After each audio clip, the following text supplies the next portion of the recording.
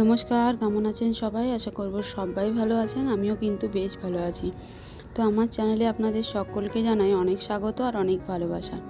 তো আজ আবারও একটি নতুন রেসিপি নিয়ে এসেছি আপনাদের কাছে। আজ আমি বানাবো ডিম, আলু, ফুলকপি দিয়ে একটা তরকারি। তো প্রথমে আমি কড়াইয়ের মধ্যে তেল দিয়ে দিয়েছি। তেল দিয়ে একটুখানি হলুদ আর একটুখানি লবণ দিয়ে দিলাম।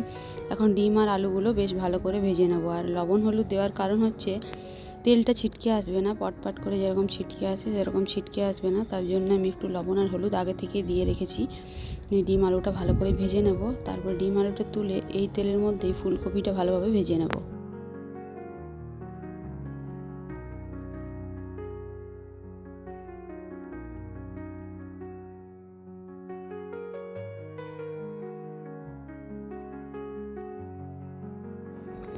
তো এখানে আমার ডিম আলু ভাজা কমপ্লিট হয়ে গেছে। এখন আমি ফুলকপিগুলো দিয়ে দিয়েছি কড়াইয়ের মধ্যে।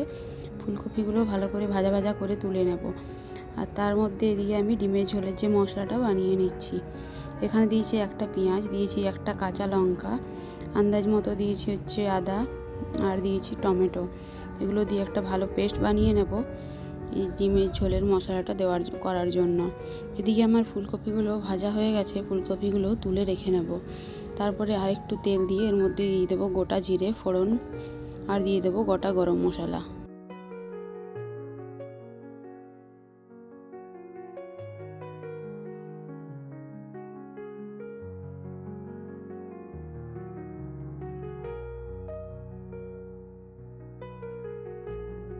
তো ফোড়নটা একটু নাড়াচাড়া করে এর মধ্যে দিয়ে দেবো একটু পেঁয়াজ কুচোনোগুলো ভালো করে ভেজে তারপরে দিয়ে দেবো যে পেস্টটা আমি বানিয়ে রেখেছি, টমেটো, পেঁয়াজ, আদা, লঙ্কার যে পেস্টটা বানিয়ে রেখেছি।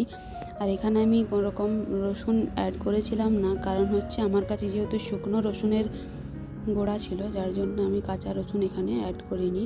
পরে আমি যে বাটির মধ্যে যেটা দিলাম এটা হচ্ছে শুকনো রসুনের গোড়া, সেটা আমি জলের মধ্যে দিয়ে ভিজিয়ে রেখেছি, তো সেটা দিয়ে দিলাম। তারপরে এখানে আমি দিয়ে নিচ্ছি হলুদ, লবণ, জিরে গুঁড়ো, ধনে গুঁড়ো। এখন ভালো করে মিক্স করে মশলাটা ভেজে নেব। মশলাটা ভাজা হয়ে যখনই দেখব তেল ছেড়ে এসছে, তখনই আমি ডিম, আলু, ফুলকপি সমস্ত দিয়ে একটু ভাজা ভাজা করে জল দিয়ে দেবো।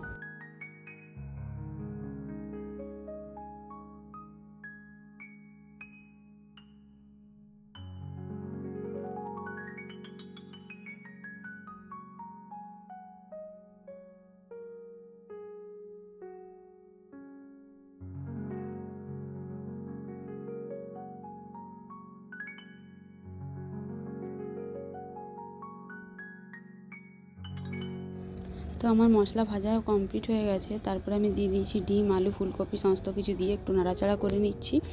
এরপর আমি এর মধ্যে জল দিয়ে নেব।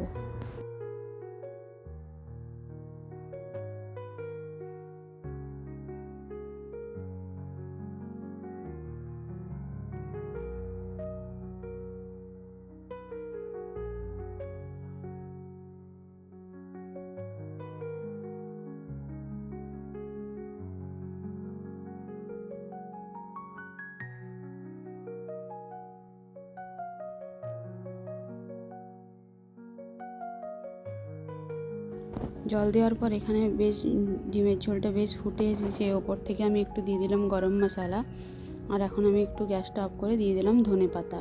তো আজকে আমার এই ডিম, আলু, ফুলকপি ঝোলের রেসিপিটা আপনাদের কেমন লাগলো অবশ্যই কমেন্ট করে জানাবেন। আর ভালো লাগলে লাইক, কমেন্ট, শেয়ার করে আমার পাশে থাকবেন। চলুন দেখা হচ্ছে নেক্সট ভিডিওতে।